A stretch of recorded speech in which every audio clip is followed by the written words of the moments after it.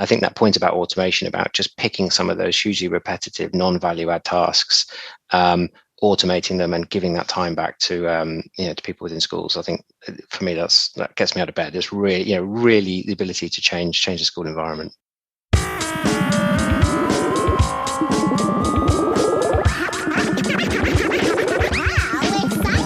Well, hello, dear listeners, and welcome to the EdTech podcast, where we aim to improve the dialogue between ed and tech for better innovation and impact. And we've been doing that for 5.5 years now. If you've been with us that whole time, huge congratulations, and you should get an award for stamina as a listener. And if you're new this week, then welcome also. We love all of our listeners and hope you get something interesting out of this episode. And I'm pleased to now have my recording equipment back after I lent it to a friend to go and do interviews with learners and young people at the London Transport Museum. So I've now got my trusty recorder back in my hands and feeling very good about it. I'm actually recording this intro from London, where I'm attending the Learning Technology Awards. If you've entered the awards, good luck. And we will obviously update who does win those awards on our Twitter feed at Podcast EdTech. There is some further awards news. So I've just finished judging for the Reimagine Education Awards. And this gave me much reason for hope and optimism, as there were so many excellent programmes in project-based learning, local problem solving and computational thinking, and I can't give away much more as that may allow you to deduce which projects I'm talking about, and that would be awfully wrong. But go and have a look at all the entrants because there's some fabulous work there, and well done again to anyone who entered. Some good news for you listeners: because of my excellent judging skills, I have 2 full-priced $300 full access tickets to the Reimagine Education Conference, which runs December the 6th to the 10th this year, 2021, and welcomes 200 vice-chancellors, deans, CIOs and policymakers from world-class universities and the wider higher ed sector and innovation part of that sector. So if that describes you and you're listening in from a university and you would like to come along to the Reimagine Education Conference, then do get in touch and drop me a line at the edtechpodcast@gmail.com and we'll get those tickets to you. And finally, to round up the awards news, the Education Resources Awards are also open, and these awards highlight the quality and diversity of educational products and resources, excellent educational establishments and the most dedicated members of the teaching profession and supplier industry all working together to encourage the very best in education. So if you want to showcase what kind of amazing partnership work you've been doing, go and check out the Education Resources Awards. And I believe, if I remember correctly, those close in February. So you can start gathering your information and getting that all together now. Okay, now, school leaders, listen up, because it's now time for this week's episode. And thinking about the idea of change as a constant in our lives and agility as the superpower in which we may swat away all those pesky demands and allow ourselves the time to focus on what is important and find a way through all of the noise. In this week's episode, I'm in conversation with Simon Freeman, who is the Managing Director for Education with Iris Software Group. You may know Iris from such products as Parent Mail and others. So Iris provide agile software management software for 12,000 schools in the UK and internationally. Simon has an amazing array of public sector technology experience, and in this episode, we talk about how school leaders can manage the scale of the task ahead when it comes to the role of technology learning and digitally competent leadership within the school environment to create precious time for school plans. We often look at some of these things as technology problems, and I don't think they are. And how to tap into the data within your school And note here that Simon gets very exasperated about the fact that still so many MIS systems are under lock and key, under desks within schools. So if that's you, I would advise hiding from Simon, or maybe you should seek him out and find out why that annoys him and what you can gain from moving to cloud-based systems. So the big message here is release the data and get on board with agile processes. And there's that incredibly rich information that is valuable around, attendance and performance and all that good stuff, which is locked under a desk. For me, this episode comes at an exciting time when schools are still potentially suffering from a fragmented community group as a result of the pandemic and the variety of experiences that we've all had in terms of being in or out of school and, more or less involved in the communications therein. So I like the idea of a better flow of information and building up that trust again across a cohesive school community. So tell us, dear listeners, how are you navigating change within your school environments? How are you keeping your community together and getting on board with agile processes that work for you? Drop us a voicemail at speakpipe.com/the EdTech podcast or tweet us at podcastedtech.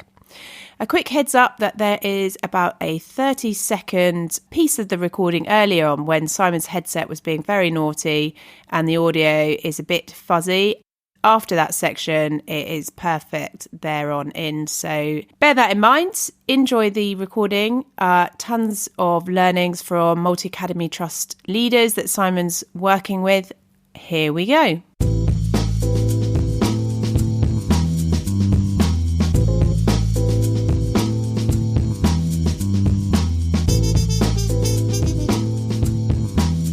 Great. So, Simon, fantastic to have you on the EdTech podcast. Welcome. Lovely to be here. Thank you. Simon, you're the Managing Director for Education for Iris Software Group. And if I've done my homework correctly, you started there this June 2021? I did, yeah, coming up to 5 months now. So yes, I am. Been there 5 months, and a very exciting and steep learning curve it's been in those 5 months. That's quite the turning point, isn't it, when you start a new role? Because I think the first month's always that information collecting, intelligence gathering, and then it's the implementation of strategy and that kind of thing.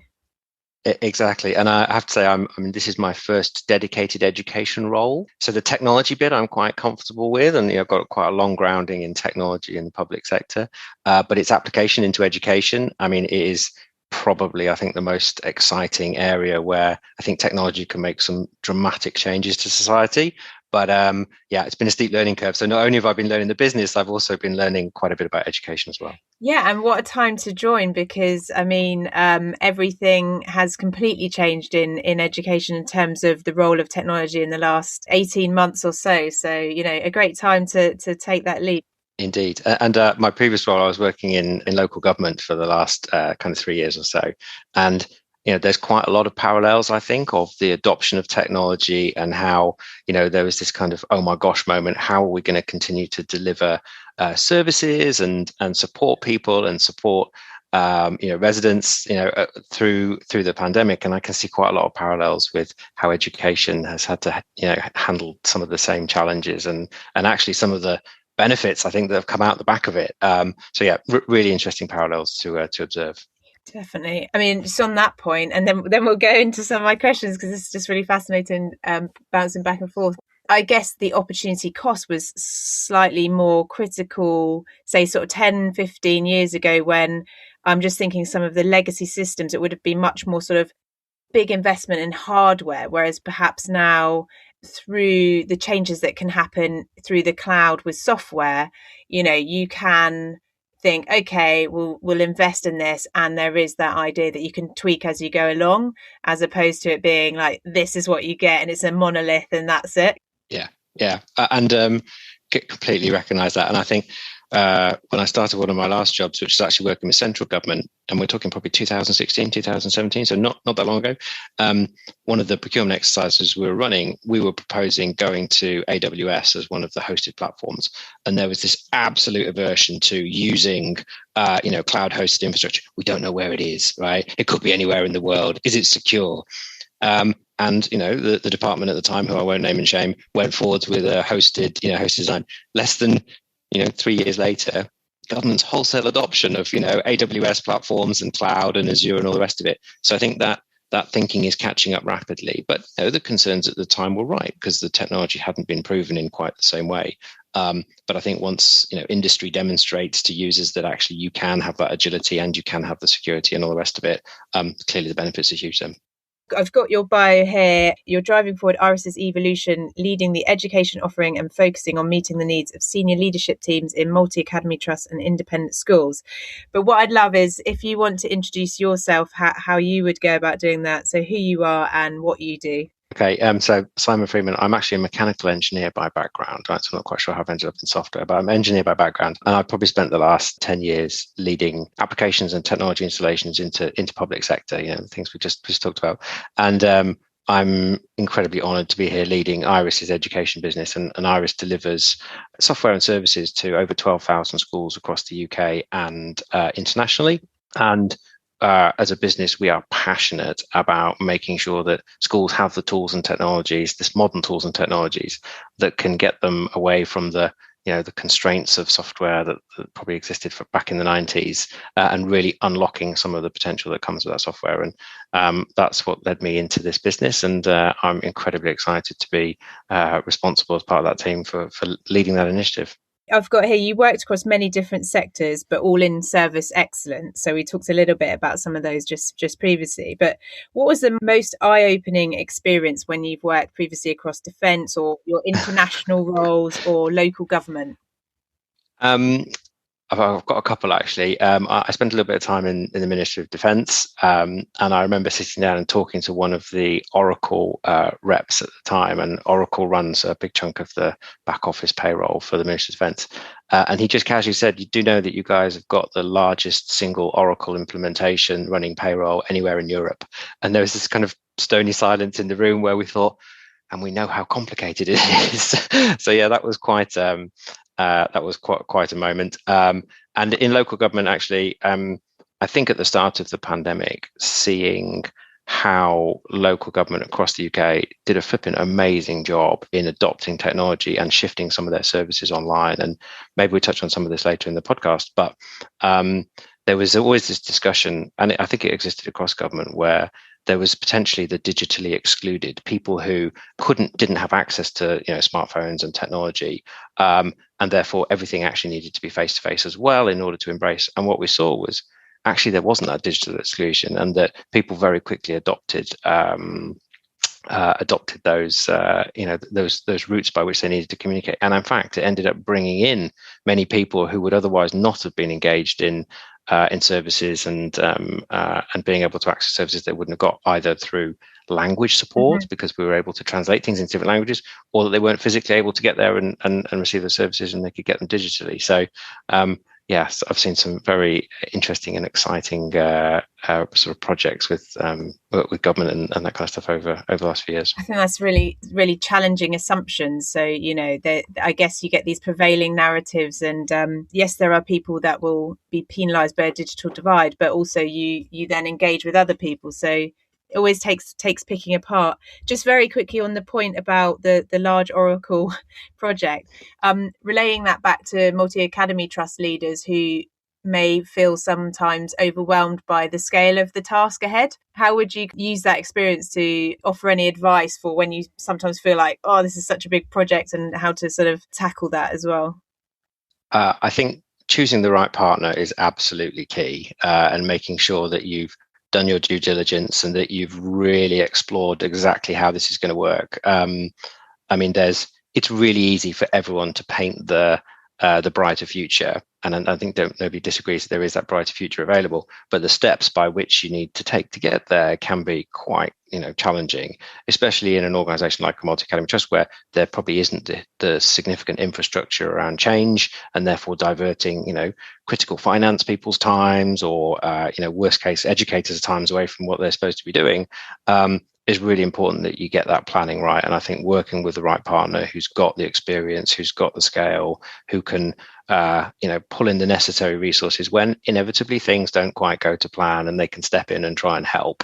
I think that would be absolutely key. And the second thing I would say is talk to your peers. And I know this happens brilliantly across the multi-academy trust, but certainly learn from the experiences of others. And there are inevitably going to be some early adopters, and they will get the benefits earlier, but they'll also take some of the risks. And then there'll be some of those people who are, once they see the benefits and have a way of mitigating those risks, will be more comfortable about moving along that change curve. So I think those would probably be my two key points. Excellent. So why we kind of got together today was to talk about this idea of constant change. And I think I've had this conversation previously where people talk about digital transformation, and it's quite appealing to think, well, you do the project, then it's done. And as you'll know, with your work with local government, like there's always more to do, and certainly in education as well. Like digital is constantly changing. That's constantly having an effect on us as individuals and in our sort of work and in our education as well. The experience of the past 18 months for anyone in the education sector has been hard and tiring, and everyone will have also recognise there's been sort of benefits that have come out of it as well. So some of that moving to digital processes. But how do we sort of go beyond the comfort of then, returning to this idea that the change has happened and now we're back and we're sat in there, to kind of embracing the idea that this sort of change is constant, but without feeling overwhelmed by it? Any advice on sort of then embracing that, but doing it in a way that doesn't feel chaotic?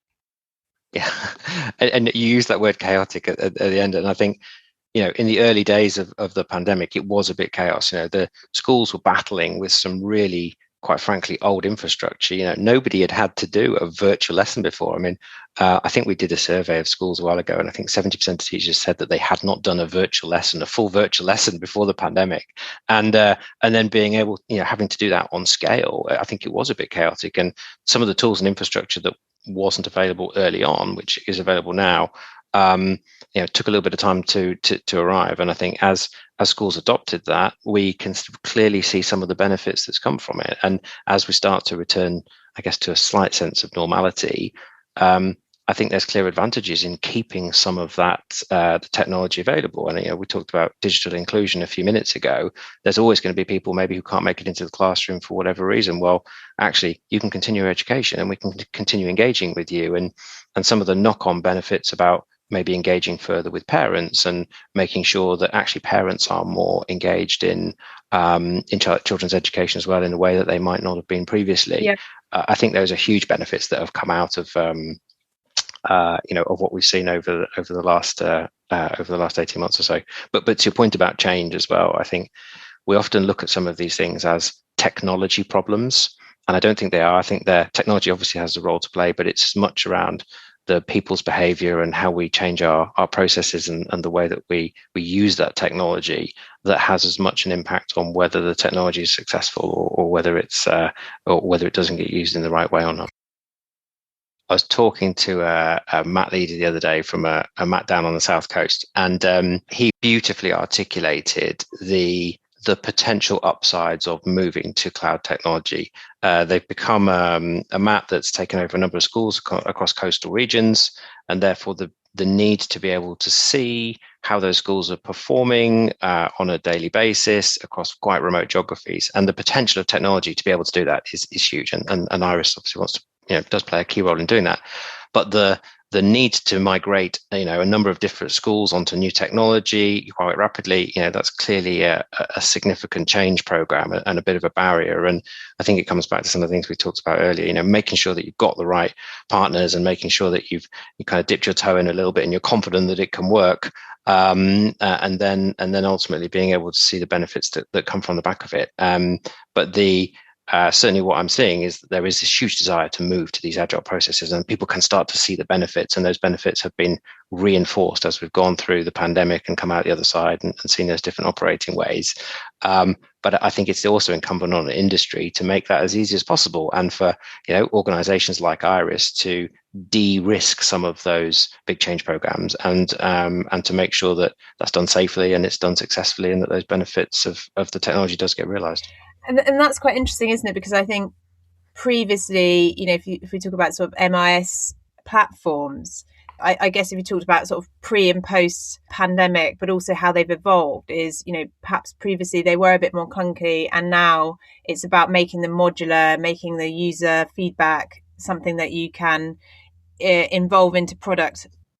Absolutely. And I think you raised MIS there, which is really interesting. I mean, 70% of schools have their MIS, locked under a desk, under the bursar's desk somewhere, or, in a cupboard. And there's that incredibly rich information that is valuable around, attendance and performance and all that good stuff, which is locked under a desk. And the technology exists now to be able to free that up and to inform educators and the leadership teams around much, much better decisions in real time, which can dramatically improve the outcomes for students. And I think that shift from that kind of on-premises and locking that information on the desk into modern cloud tools and the benefits that can come from that is a huge potential. And that's what we're doing with EdGen, which is our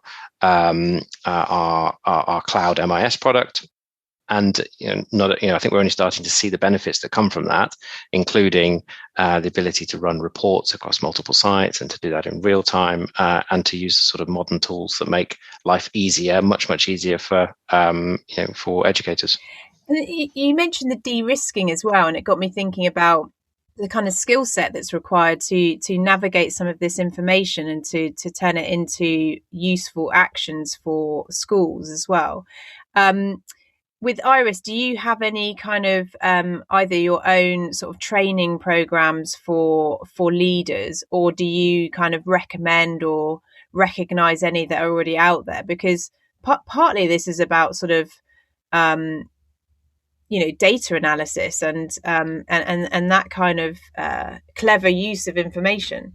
What we're seeing is, with all of that data at the moment, it gets manipulated in spreadsheets, or you have to crunch spreadsheets together, or you pull this from one system to another. And the ability to host that information in the cloud and then to be able to interrogate it in a easy to understand and quick way is crucial to being able to make those decisions. And we've invested heavily in our analytics platform called Iris Analytics, which pulls all of those bits of information together. And frankly, if you needed too much training on it, I think we would have failed, because we want to try and make this as simple and as easy to use. And what we're seeing is actually that we're having to give less and less training to people now, because the tools are consumer grade experience. We have automated reports that you press a button and it runs the report and pulls all the information together, and you're then spending time focused on the decision you're making, rather than is this number correct and is that number correct and how do those two things bring together. So obviously we do training if people want it, but we're trying to make tools that are really intuitive to use, and that's what we're focused on at the moment. And having the data available to be able to do that is obviously crucial. And have you got any other examples of like multi-academy trusts or other independent schools that are doing a really effective job at using software or using technology in a way that begets all of those benefits that we talked about? I mean, we've got well over 40 schools using the infrastructure that we've got in our new cloud platform. And for example, I was speaking to a multi-academy trust leader who needed to pull together all the information to do their Ofsted reports quite recently. And it took them a couple of hours to pull it all together and put it in the right format and hand it over, rather than the days it would have taken of kind of pulling spreadsheets together and pulling information. So I think that's been, that was hours that was given back to the school, and clearly the ability to provide that and put it forward has been really helpful for them, as well as things like submitting censuses and doing that sort of work, made much easier with the kind of tools and technology that we've got available now. And just generally speaking, because there's been obviously this huge shift, I'm kind of keen to get an understanding of how Iris sees pre-pandemic education and use of technology, what that looked like, and now how things have evolved, what people are asking for that's different. I think there's probably three big shifts, to be honest. I mean, we touched on earlier the fact that lots of information has been locked under the desk. MIS systems, 70% of schools as I say, have got their information locked under the desk. So that shift to cloud and the benefits that come from having the information available in any time to teachers on their apps or to senior leaders in sort of reports that will bring lots of schools together. That shift to cloud, I think, really, really important. And I think we've only started to scratch the surface, if I'm honest, of the potential benefits of that. And as we start to move to cloud, more and more of those benefits will manifest themselves. And that probably brings me on to the second benefit, which is around automation. Being able to, automation has the potential to be this potentially, scary thing. And I don't think it is at all. I think just freeing time up to allow teachers to be able to spend time doing what they're there to do, which is, teach students and not do the administration around reporting and attendance and grade marking and the rest of it, and to make that as easy as possible. We've got a lot of automation in our EdGen product, which allows teachers to be able to do that. And I think I read an Ofsted report recently that said 50% of teachers spend less than half their time actually in the classroom, and the other half is spent doing admin tasks. And then that final point, which really is about the diversion of energy, we just see the technology available to be able to free up a huge amount of time there and be able to give that back to educators to do what it is they want to do. Yeah, no, I completely subscribe to that idea. I was speaking at this thing on Friday, and my advice would be that rather than seeing computing and automation as this scary thing, it's just like it can actually be quite boring but useful. So, choose a narrow task that is repetitive, that a computer can do better, and put your creative capabilities to something much more impactful. I mean, just to give you a very sort of mundane example of that, I was talking to a mat leader the other day, and they process nearly 30,000 invoices a month. I mean, it's huge, right? Invoices for everything that the group of schools buys. And, they employ a couple of people to process that. And we have a tool called Iris Invoice Matcher, which allows you to, optically look at invoices and, check them off against purchase orders on the system. That saves a couple of people's time every month in order to be able to then focus on tasks that, let's face it, are going to add a lot more value to the school day.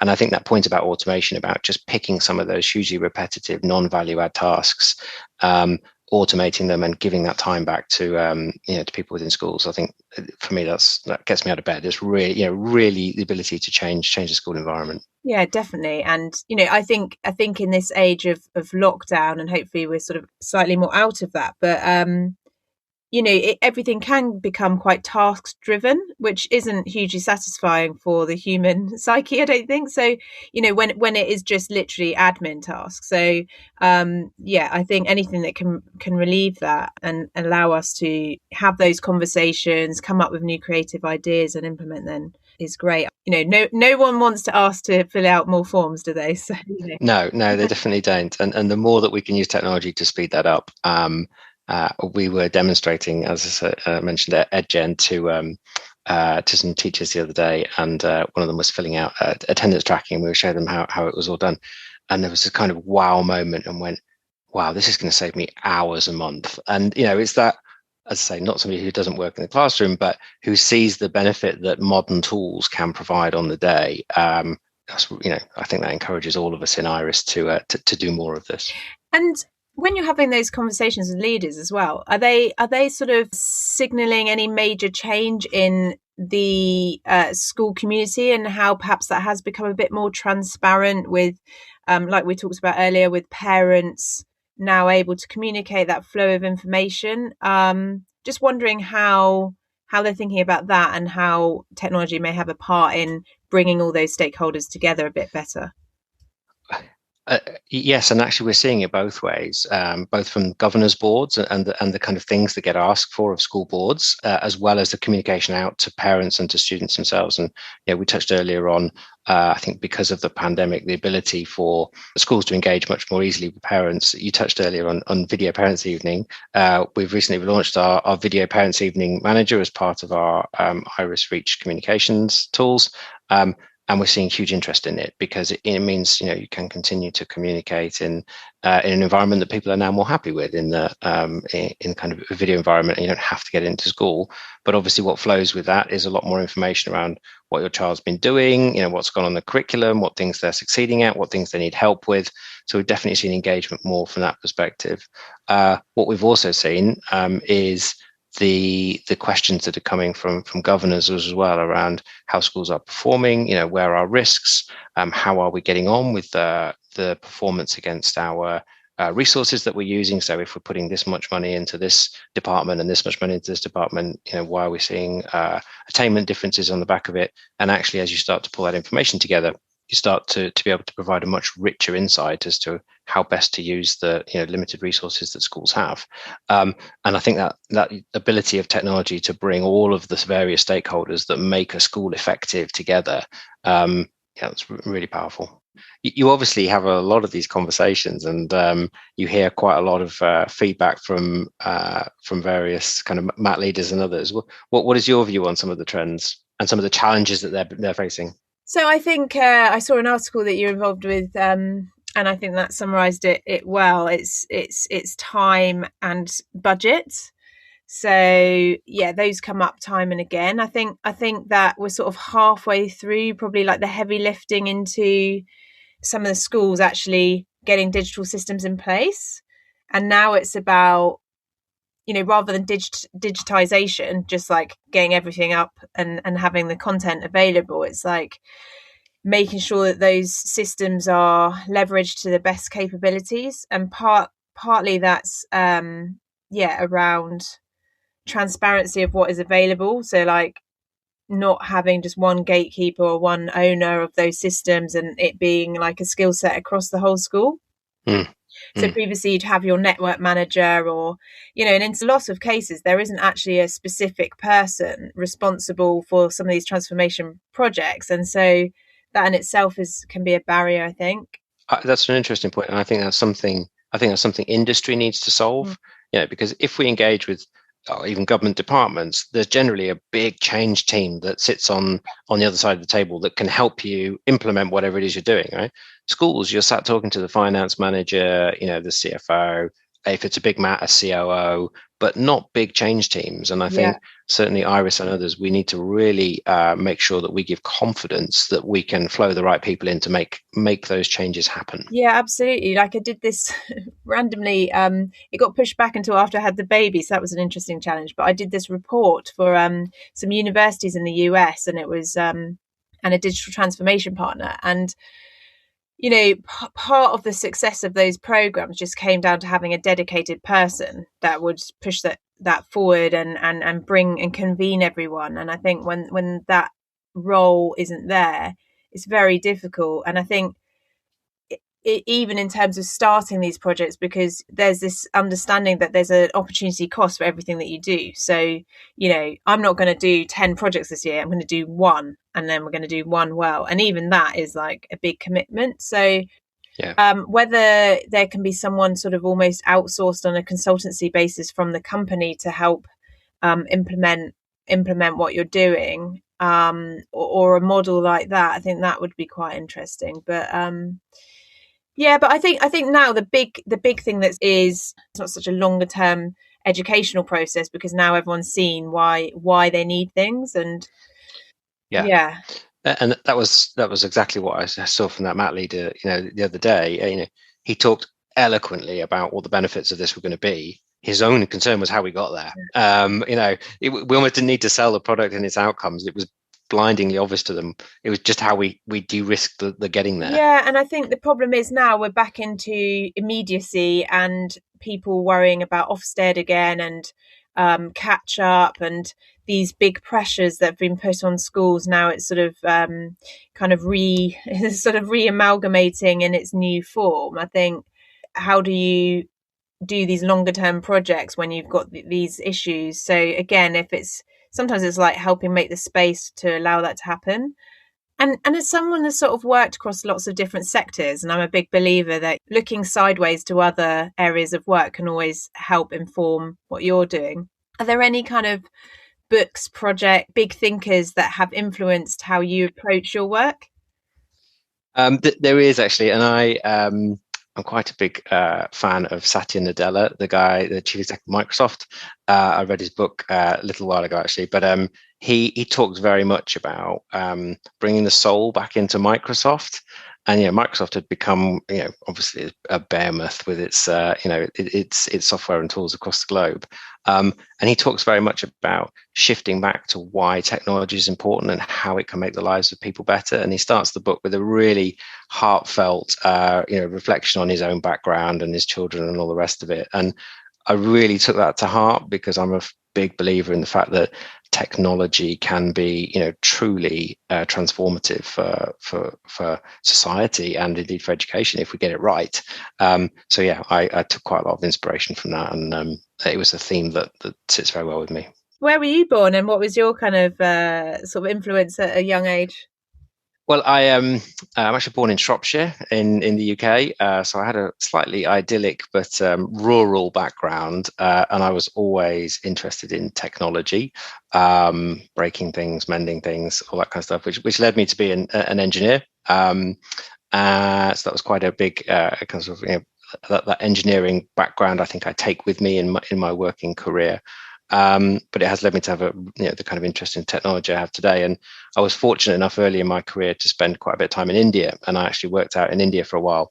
And you mentioned about mobile payments, and one of the projects I was involved in out there was improving connectivity across rural India.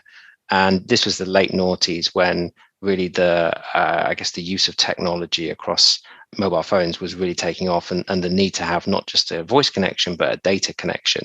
And I was there, and part of the project we're doing was installing mobile connectivity across India. Yeah. And the transformation of people in rural India to be able to receive mobile payments from children and relatives across the globe.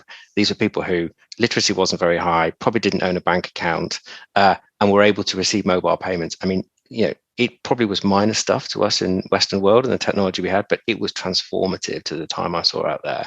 And I think those experiences really shaped me, and that's probably why Satya Nadella's book, really resonated with me. Yeah. That actually, technology can be used to make some really impressive changes to society. Brilliant. Obviously, last year there was a huge influx and investment into edtech.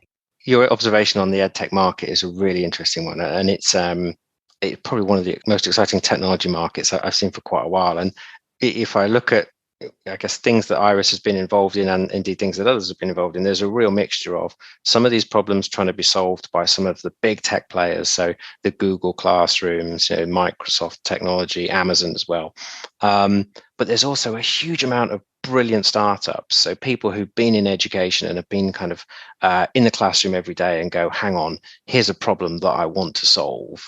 And then solving it brilliantly, and that being then growing and then being picked up by private businesses like Iris, and then being nurtured and grown further and actually plugged together with some other tools.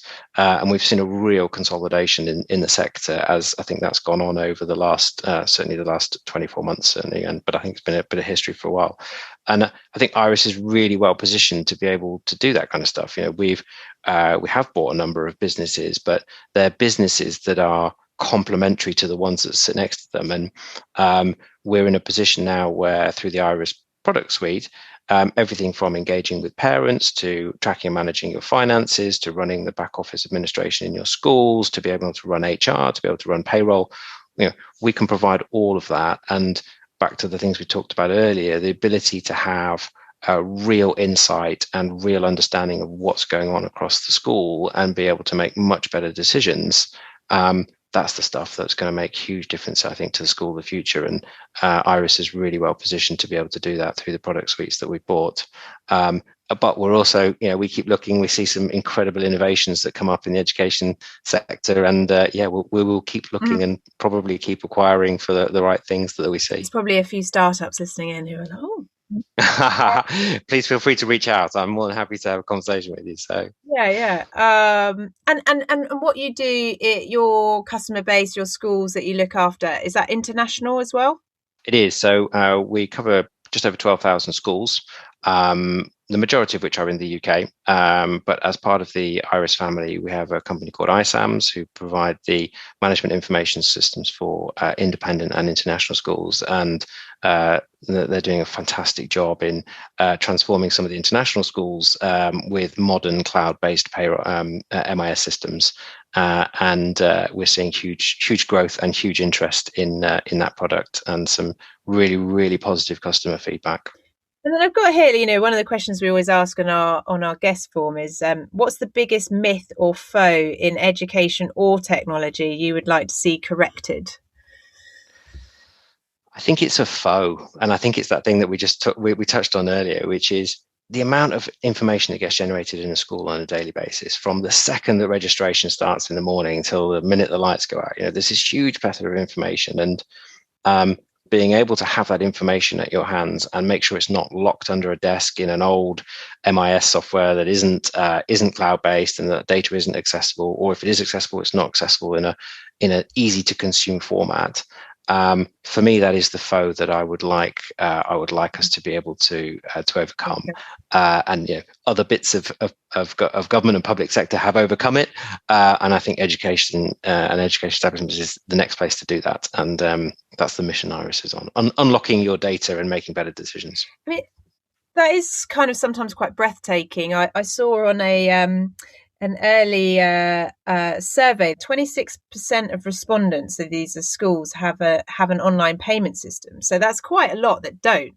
And it made me think, because again, a sort of school locally, they were still using checks. And then it got me thinking, well, you've got now Gen Z parents. So, I scrape the millennial bracket, but like the next generation below that, if they've had children in their early 20s, they are not going to be engaging with checks and kind of that old school way of payment. So I think also for schools, there's this part of governance as well. So making sure that some of these younger stakeholders, that their way of engaging with the school and the school community is reflected in terms of governance, in terms of the tools that are used and that kind of thing. Yeah, and I mean, we've got in Iris, probably got 4 million families who are connected to us through the app. We transact probably nearly £15 million every month on the payment processing. But you're right. I mean, that's quite a small proportion of the total schools that they use it. And we are very focused on trying to make that school and parent experience as consumer grade as possible, because that's what people expect. And it's time saving, and it's secure, and it's convenient, and it's safe for the school to use. And I think that we very much see that as a huge area for the future. As I say, it's an area that we already sit in with our Parent Mail and Iris Reach products, but there's definitely a lot more that can come from that. You're responsible especially for MATs and independent schools. And in terms of procurement, I was wondering how you see the structure of multi-academy trusts and how that's influencing just general procurement processes with schools, so how they buy and deliver some of their services. Some listeners will be outside of those structures, but what's the sort of general trend you're getting in terms of how schools go about thinking about procuring ed tech of any kind? It's a really interesting question, and I think certainly as somebody who's probably spanned the kind of public procurement in the past and seen, if I'm really honest, quite risk-averse decision-making, and actually sometimes a race to the bottom, i.e. becomes very much a price-dependent procurement decision, versus what I'm seeing now, and we're seeing in the procurement approach for multi-academy trusts, where it's a much more rounded decision around what is the best value, and not necessarily always measured in pricing, but actually what are the services we can derive, and actually what are the onward benefits that the MAC can deliver from engaging with companies like Iris and the product sets that we've got. So if I'm honest, I see much more sophisticated decision making, and the freedoms that MATs have around making their own procurement decisions. I mean, clearly they need to demonstrate value for money, and clearly they need to demonstrate good corporate governance. But I think that can only be a good thing if the decisions are ones that are absolutely aligned to the needs of the leadership team and the best outcomes for the school. And certainly we see that more in the multi-academy trust sector. And off the back of that, I used to hear that schools want they're doing one big procurement and they want it to do everything. And then now you're hearing, okay, but the good application of technology is like a particular task and making sure that it does that one thing really well. So what are you seeing from the leaders that you speak to in terms of that balance between not continually making investment choices because they want add-on products and services, but then at the same time making sure that the things that they invest in do individual tasks really well? It's exactly the right question to be asked by senior leaders. So, how do I get the best point solution for this specific service? But at the same time, I don't want to have to procure 50 individual services and put the onus on me on joining them all together. And certainly the conversations that I've been having with MAT leaders is that, hey, Iris, we want to see you investing in this technology. We want to see you demonstrate that you're best in class at being able to deliver, be it HR services or finance services or parent engagement. But we'd really like to just work with you as one contract rather than having lots of different engagements with different organizations. And if I'm honest, that's probably driven a huge part of our growth strategy and our investment strategy, is to make sure that we have got best in class products and that we can provide them across the needs that schools are facing, and that we can demonstrate that to the market. And that obviously makes the procurement process and the management of partners much easier if you're dealing with one organization like Iris rather than lots of individual ones and having to make all their products join up. So if you're a school leader listening in and you have an idea of what you want, get in touch. Absolutely, we are all ears, and we'd love to know, what are the challenges that you're facing, what are the things that are frustrating your school day. We hope we've got a solution for it at the moment, but if we haven't and we can work together on solving it, we'd love to do that. And I think some of the best ideas we've had for our product set has come from that really close engagement that we have with customers. We have active user forums, we have active engagement, and some of the best ideas have come from the feedback there, and we definitely haven't got all the answers. So if people want to put stuff forward, then we'd be absolutely love to hear about it. Excellent. So final question, what do you like to do outside of education and technology to keep energized? So I run, but very slowly. I'm not a very fast runner. Is it flat or hilly where you live? I live in Surrey, so there's actually more hills than I would like, if I'm honest. So I'm definitely even slower up the hills. Yeah. But love to run a bit. And we've got just over a one-year-old. So I'm increasingly being involved in the world of soft play and things like that. So that's been keeping me very busy over more recent weekends.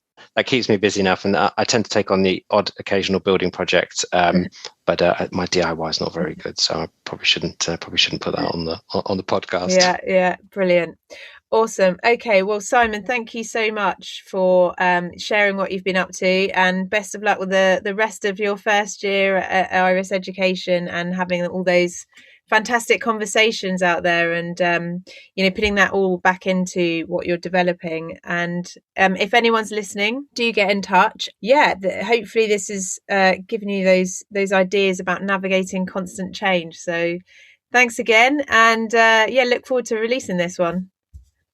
Wonderful. Thank you, Sophie. It's been an absolute pleasure.